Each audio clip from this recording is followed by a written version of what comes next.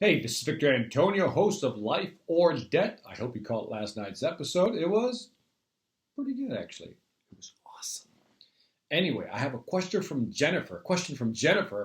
And Texas Arts Portraits. I think I got that right, out of Texas, obviously.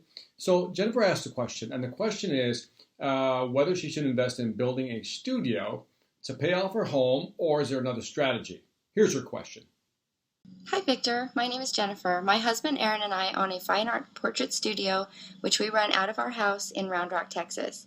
We purchased this house 2 years ago with property in hopes of building a studio in the back.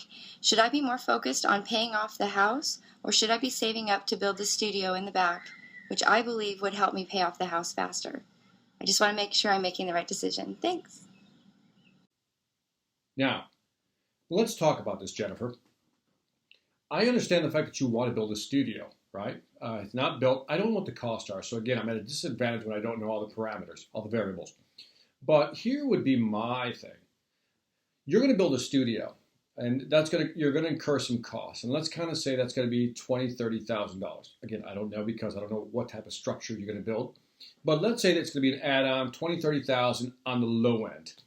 Now, or should you pay off your house first and then build a studio? Or should we build a studio and to help pay off the house? The chicken or the egg thing here.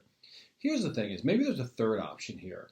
Maybe the third option is not to actually build a studio, but maybe to rent something nearby. Now you've probably thought about this, but I want you to think about it again because you want to minimize risk here. This is a business question, not a finance question. This is really a business question.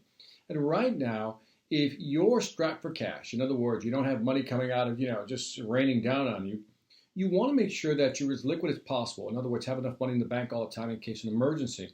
So if you decide to put it towards a studio and you build it and the customers don't come, well then now you're paying for the house and the studio, especially if you paid out again on credit. You didn't pay cash. But what if you were able to rent a small place, just something small nearby, and I know it's inconvenient, probably not ideal for what you want. You want something probably close to home, something you can probably walk to. I get all that.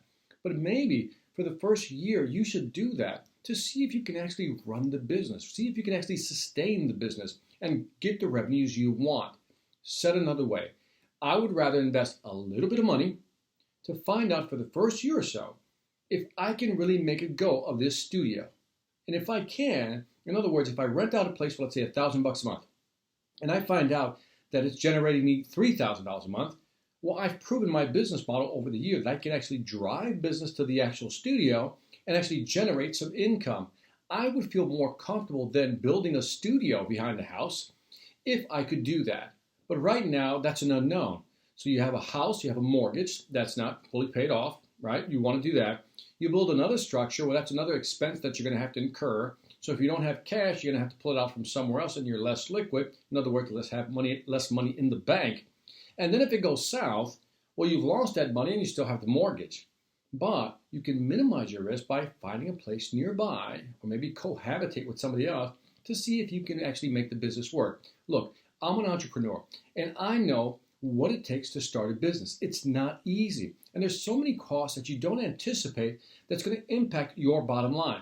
You're thinking about the structure. I'm thinking about, okay, once you have the structure, what about marketing? What about administrative costs? What about, just cost in general to run your business? That's going to be more money.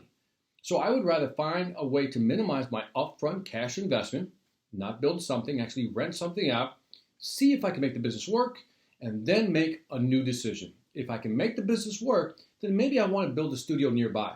But if I can't make it work, well, guess what? You found out you lost a little bit of money, but you didn't lose as much as if you had built a studio in the back of your house, and now that money is like just sitting there and you're looking at it as a reminder every time you walk to the back of your house.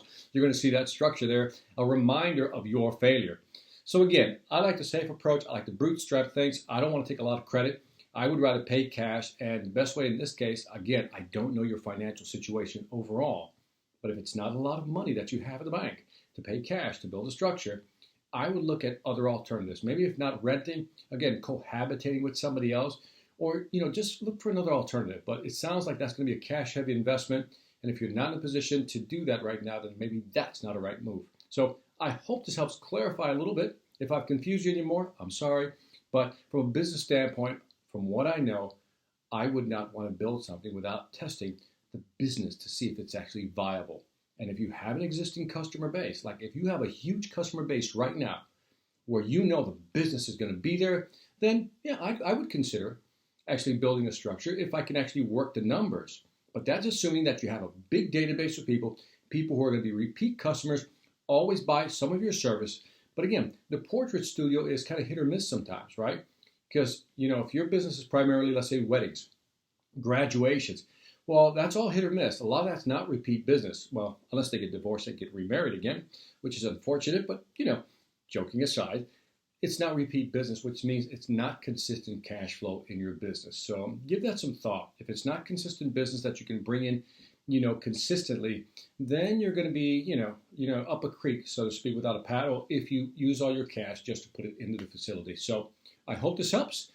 Give me some feedback. Let me know what you think. And again, I hope this answers your question. Take care. And by the way, thank you for watching Life or Debt Unspiked. Take care.